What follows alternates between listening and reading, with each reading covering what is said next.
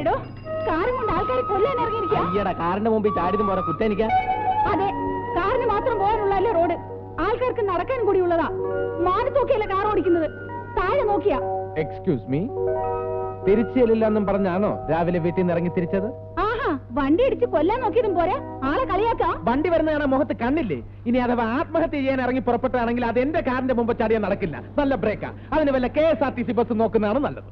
അയ്യോ, cool down, cool down. Driver, വണ്ടി എടുക്കൂ.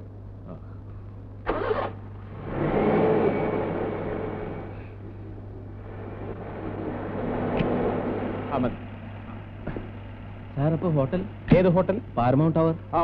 അതെ, ഇവിടുന്ന് അല്പദൂരം റിവേഴ്സ് എടുത്ത് പോയാൽ ഒരു ജംഗ്ഷനിലെത്തും.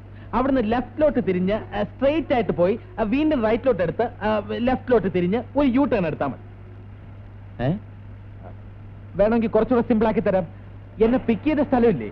Bus stop. കറക്റ്റ്. അതിന്റെ ജസ്റ്റ് ഓപ്പോസിറ്റ് ആണ് നിങ്ങൾ ഈ പറഞ്ഞ ഹോട്ടൽ. വരട്ടെ.